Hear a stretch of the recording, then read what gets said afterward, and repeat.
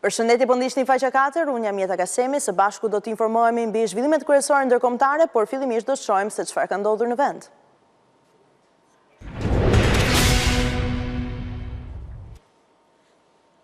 Dy ditë para zyrtarizimit të emrave të kandidatëve për deputet, kryeministri Edi Rama paralajmëron deputetët me mbi një mandat se do të jenë në listat të hapura. Rama u le atyre në dorë të luftojnë vetë për një vend në parlament, duke u dhënë më shumë mundësi të rinjve dhe grave si energji e re e partisë. Për veten, Rama nuk ka ende një vendim duke lënë të hapur mundësinë për të mos qenë në listat e kandidatëve.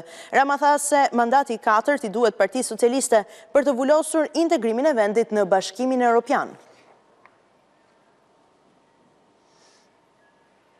Sali Berisha u prezantoi sot shqiptarëve aleatët e tij të 11 majit në koalicionin më kaotik të krijuar ndonjëherë në zgjedhje. Me moshën më të madhe nga të gjithë, Berisha pati si dekor pas shpinë të rinjt. Aleatët tradicional i vurin në rreshtin e parë të sallës, ndërsa Kujtim Gjuzin dhe të ngjashmit të tij të fshehur mes turmës në sallë. Konform linjës së Trump, Berisha pati mbështetje akuzat e Marco Rubios për Dodik, i cili si Berisha është i sankcionuar dhe non grata nga Shtetet e Bashkuara.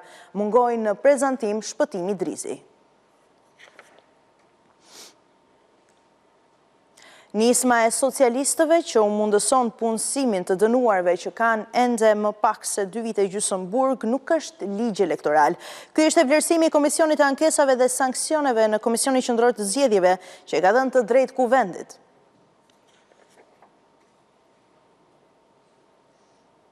Në gjykatën e Tiranës nis procesi për Mario Përleshin, 14 vjeçarin që vrau me thik shokun e tij në shkollën Fanoli. Seanca u shtyp për shkak të mungesës së shokut të Martin Cani që u plegos në ngjarje. Avokati i 14 vjeçarit kërkoi që seanca të mbahej e hapur për publikun.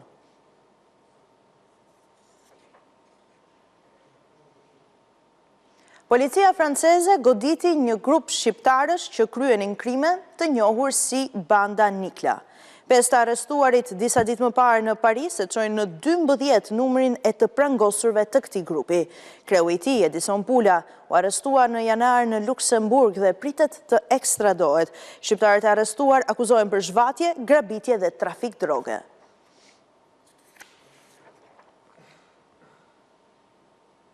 Me fillimin e vitit 2025 kanë rënë edhe më tej kredit e KQ-ja.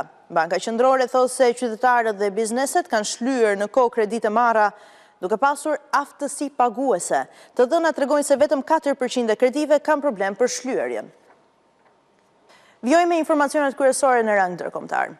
Shtetet e Bashkuara të Amerikës dhe Ukraina do të nisin negociatat për paqe.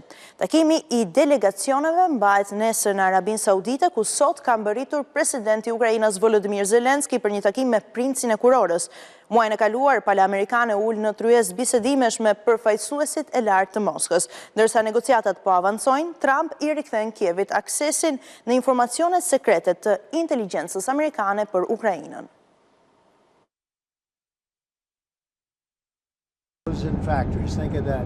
Presidenti Amerikan Donald Trump njoftoi mbrëmjen e të dielës se Shtetet e Bashkuara i kanë dhënë fund pauzës në ndarjen e informacioneve sekrete nga inteligjenca e tyre me Ukrainën. Kreu i Shtëpisë së Bardhë sinjalizoi se Washingtoni po jep akses Kievit në këtë informacione jetike që përfshin edhe pamjet satelitore nga fronti i betejës, ku Ukraina mund të ndjek hap pas hapi pozicionimin e ushtarëve rus. Donald Trump tha nga avioni presidencial Air Force One se pritet që të ketë një avancim në bisedimet mes Washingtonit dhe Kievit këtë javë për arritjen e paqes në Europën Lindore. Kreu i Shtëpisë së Bardhë tha për mediat se më e rëndësishme se nënshkrimi i marrëveshjes për mineralet apo rikthimi i ndihmave ushtarake për Ukrainën është arritja e paqes. Burime nga Shtëpia e Bardhë kanë treguar për agjencinë e lajmeve Reuters dhe median britanike BBC se Washingtoni ka marrë zotimin e Ukrainës për të përparuar me bisedimet e paqes në Arabinë Saudite. Presidenti i Ukrainës Volodymyr Zelensky ndodhet këtë të hënë në Arabinë Saudite për të mbajtur bisedime me princin e kurorës, një vizitë kjo e planifikuar më parë. E marta do të jetë edhe dita zyrtare e nisjes së negociatave mes Shteteve të Bashkuara dhe Ukrainës.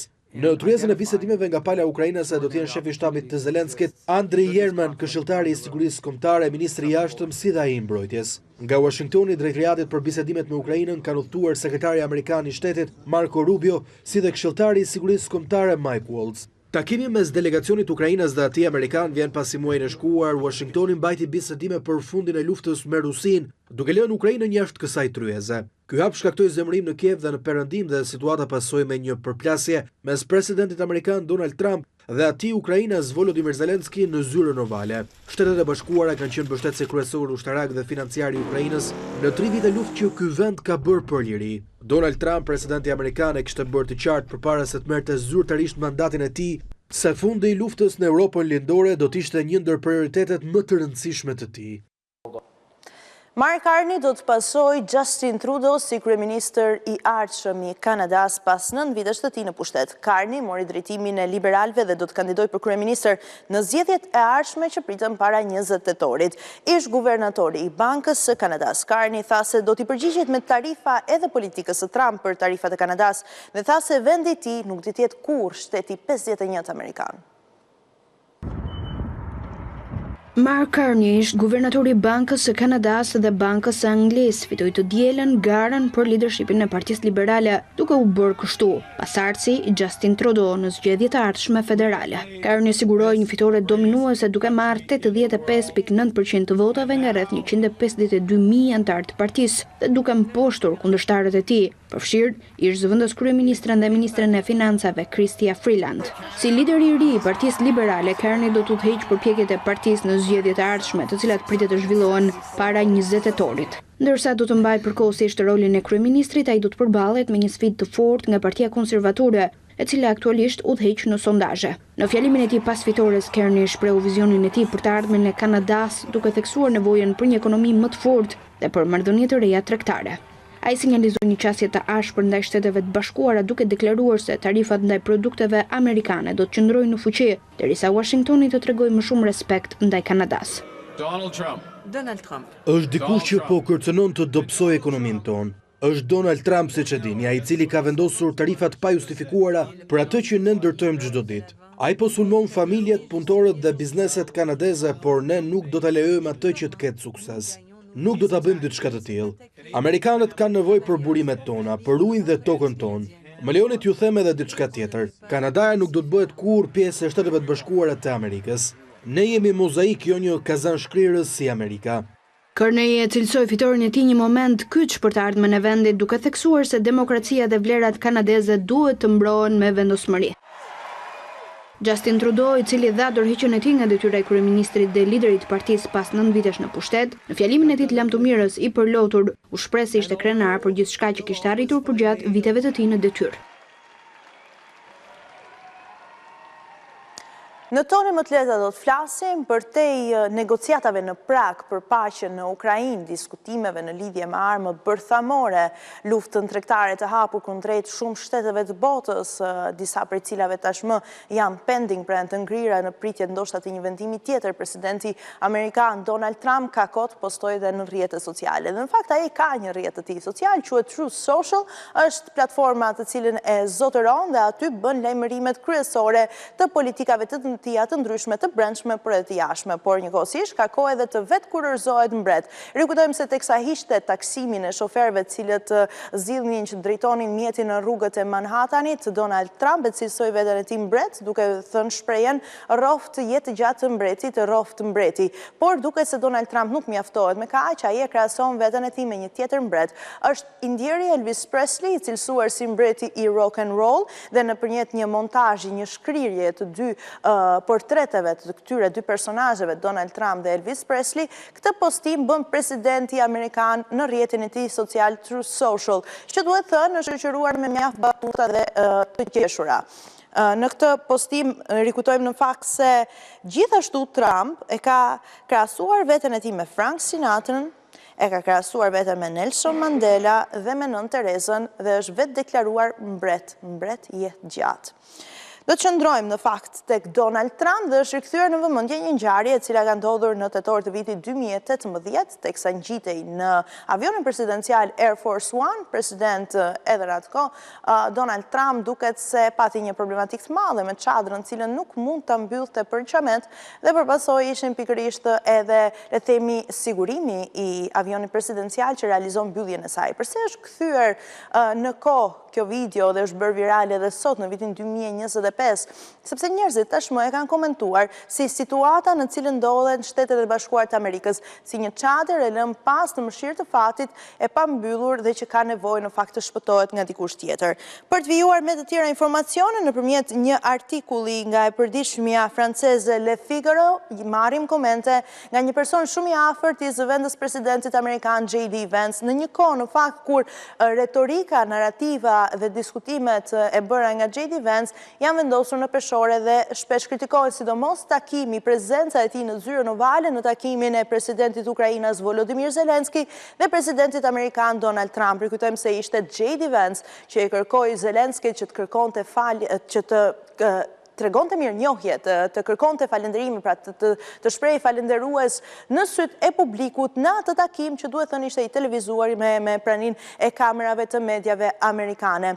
Në fakt, nëpërmjet të përditshmes franceze Le Figaro zbulohet se Nate Vance, kushëri i zëvendës presidentit amerikan J.D. Vance, që për vitin 2022 ka luftuar në krah të ushtarëve Ukrainas, është bërë pjesë pikërisht në frontin e betejës në një grushtim që quhet Da Vinci Wolves. Rikujtojmë në fakt se Nate Vance ka shërbyer 4 vite në marinën e Shteteve të Bashkuara të Amerikës. Në këtë artikull të publikuar nga Le Figaro, Nate nuk deklaron se nuk ka dyshime kush është agresori në luftën në Ukrainë dhe as që bëhet fjalë që është Ukraina, por në opinionin e tij dhe në atë që ka shprehur nëpërmjet intervistës për Le Figaro është padyshim Rusia. Ndër të tjera e ka dhënë edhe komente të parat për kushëririn e tij tashmë numri 2 në udhëheqjen e Shteteve të Bashkuara të Amerikës. Nate Vance ka deklaruar se J.D. Vance është i zgjuar, por qëndrimi i tij për sa i përket Ukrainës dhe pozitës që Ukraina ndodhet është një lojë politike. Ajo që J.D. Vance dhe Trump i bën Volodymyr Zelenskit ishte një turp. Të jemi lidhur nga gjaku me të nuk do të thotë që unë pranoj të ndihmoj në vdekjen, pra në vrasjen e shokëve të mi të luftës ushtarëve të tjerë. Deri më tani, J.D. Vance nuk ka dhënë asnjë koment lidhur me këtë çështje.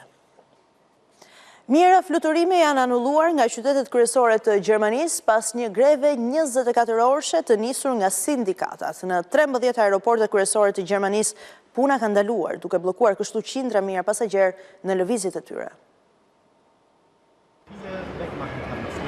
Një grev 24 orëshe e nisur nga sindikata Verdi ka shkaktuar ndërprerje masive të fluturimeve në Gjermani këtë të hënë, duke prekur 13 aeroportet kryesore të këtij vendi, përfshirë këtu Frankfurtin, Münichun, Berlinin dhe Düsseldorfin. Shoqata e aeroporteve gjermane thotë se mbi 3400 fluturime janë anuluar në total, duke u prekur kështu rreth 510.000 pasagjerë. Në aeroportin e Frankfurtit, më i ngarkuari në Gjermani, janë anuluar 1054 nga 1116 fluturimet e planifikuara, duke ndaluar pothuajse të gjitha nisjet e pasagjerëve. Situata e ngjashme është edhe në aeroportin e Berlinit, ku të gjitha fluturimet janë anuluar, ndërsa aeroporti i Hamburgut ka ndërprerë plotësisht nisjet dhe pritet që të përballet me vonesa në mborritje. Aeroporti i Köln ka pezulluar të gjitha shërbimet për pasagjerët, ndërsa Münichu po operon me një orar të reduktuar të fluturimeve. Sindikalistët po kërkojnë një rritje page prej 8%, një rritje minimale mujore prej 350 eurosh, më shumë ditë pushimi dhe bonuse më të larta. Megjithatë, punëdhënësit kanë deklaruar se këto kërkesa janë të papërballueshme, duke shkaktuar ngecje në negociata.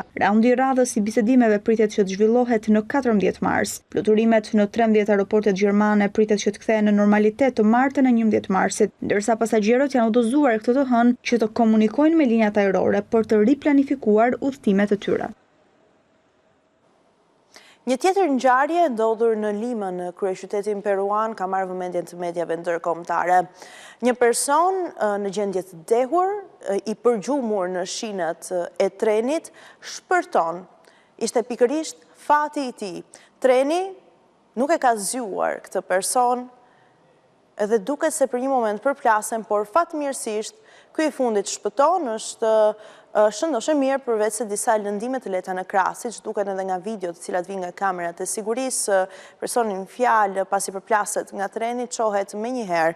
Kanë qenë në fakt autoritetet në vend, autoritetet lokale, të cilat kanë deklaruar edhe situatën në fjalë, një tren ngarkesash që lëvizte me ngadalë në mënyrë që të mund të zgjonte edhe personin pasi e kishin vënë re atë.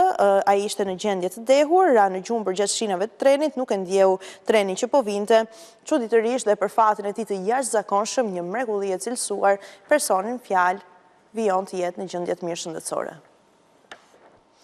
Bukureshti u përfshi nga protestat e qindra mbështetësve të kandidatit ekstremist pro-rus Kalin Georgescu, i cili u ndalua nga Komisioni i Zgjedhjeve të kandidojë për president në Rumani. Protestuesit u përplasën edhe me policin. Ekstremisti që në zgjedhjet e anulluara fitoi raundin e parë me mbështetjen ruse në TikTok e quajti përjashtimin e tij nga gara shkelje të demokracisë.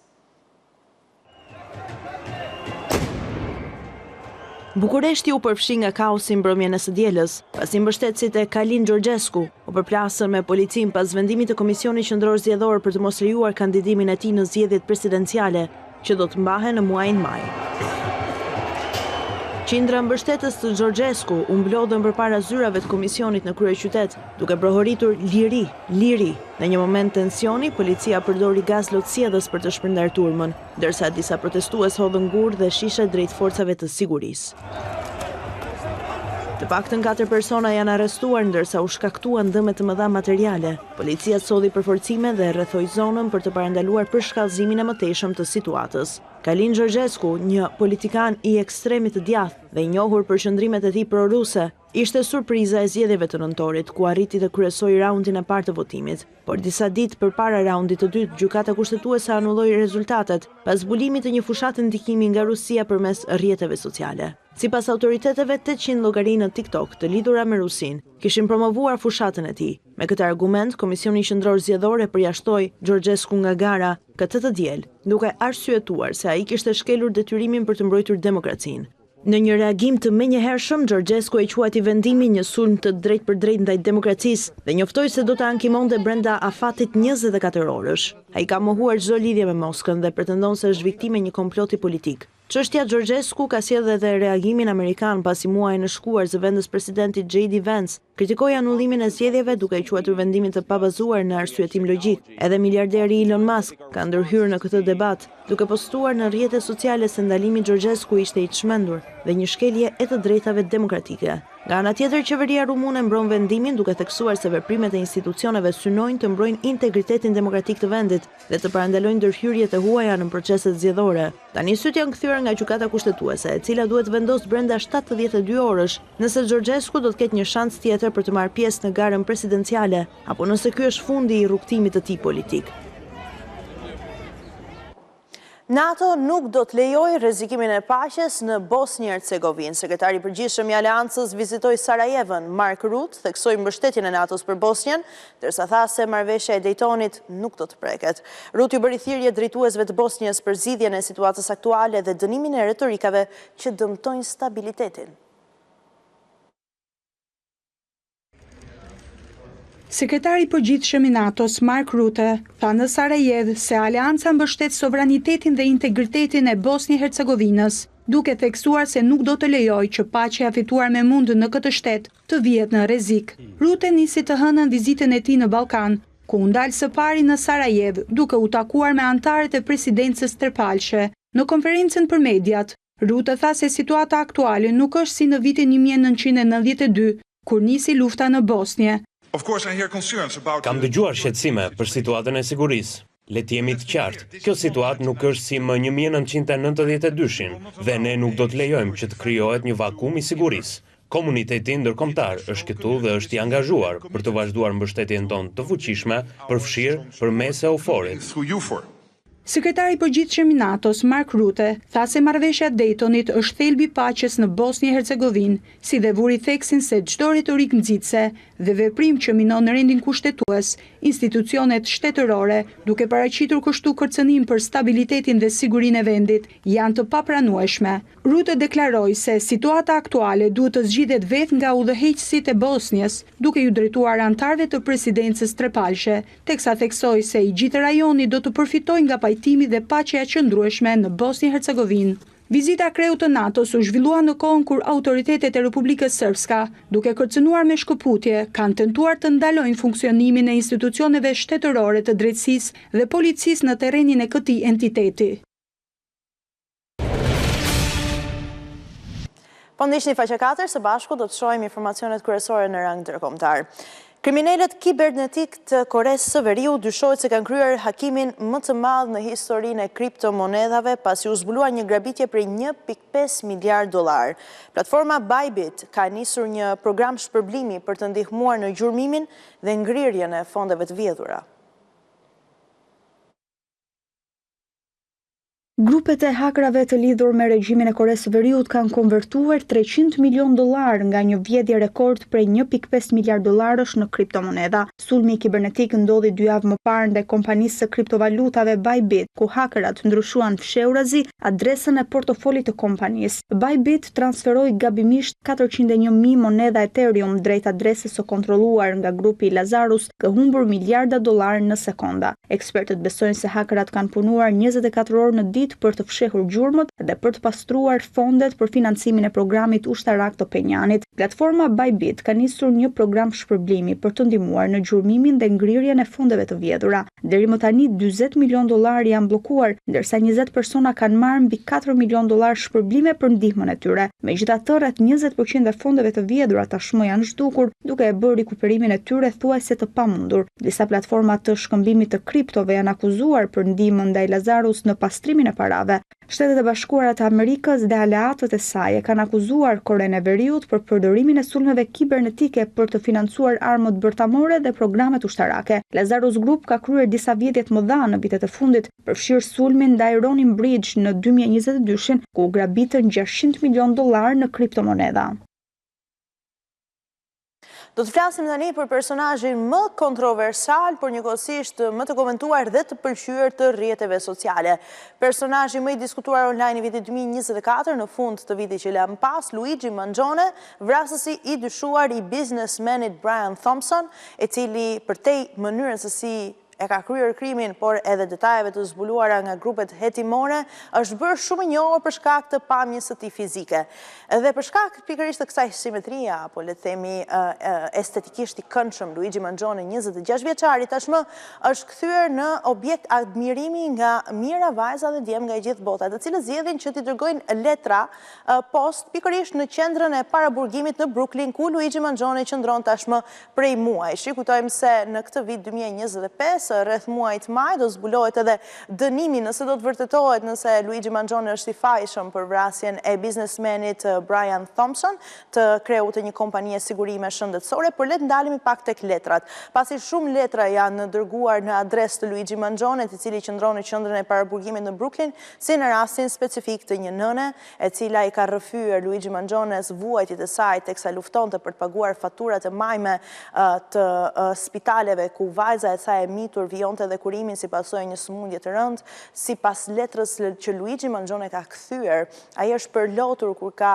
lexuar pikërisht rrëfimin e Karen dhe të vajzës së saj, duke i kërkuar atyre një foto të dyjave në mënyrë që ta vendosin në qelinë e tij në paraburgim, por gjithashtu duke i dhënë edhe kurajo pikërisht për këtë luftë të përbashkët e cilëson Luigi Mangione, pasi rikujtojmë se shumë njerëz në Shtetet e Bashkuara të Amerikës janë bashkuar në fakt ideologjisë apo narrativës së Luigi Mangione, i cili duhet theksojmë në fakt se është vrasësi i dyshuar i një personi, një babai, i një vllai, një miku, si pasojë e mënyrës se si operojnë kompanitë e sigurimeve shoqërore në Shtetet e Bashkuara të Amerikës. Rikujtojmë se avokatët mbrojtës të 26 vjeçarit, student në Universitetin e Pensilvanisë, në fakt me rezultate maksimale, kanë krijuar një web faqe që i dedikohet pikërisht qëndrimit të Luigi Mangione në paraburgim, jetës së tij të mëparshme, letra që ndjekësit, mbështetësit e tij mund t'i dërgojnë këtij të fundit, detaje për mënyrën se si ai e kalon kohën në qeli, dhe në fakt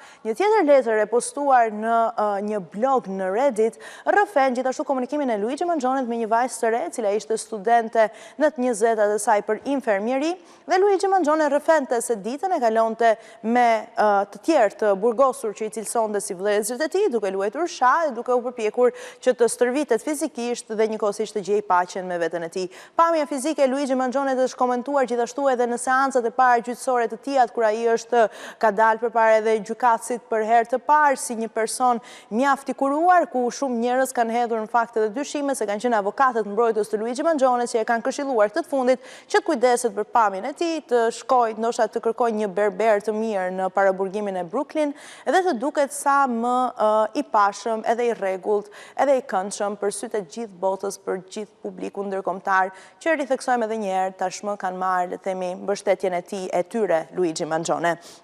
Do të flasim për një tjetër personazh që tashmë është bërë zyrtarisht monarku i parë britanik në histori që ka regjistruar dhe publikuar një podcast të tij.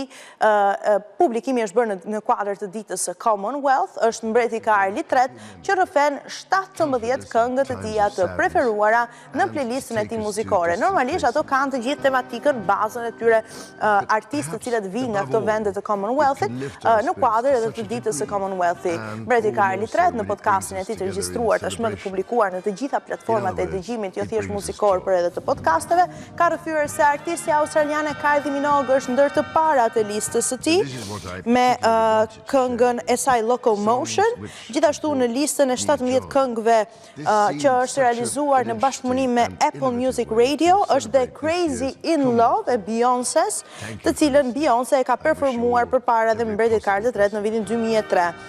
Rikujtojmë gjithashtu se ndër këngët e preferuara të mbretit Karl III është dhe Could You Be Loved nga indjeri Bob Marley, të cilin mbreti e kujton se e ka takuar në Londër përpara ndarjes së tij tragjike nga jeta në vitin 1981 në moshën 36 vjeçare.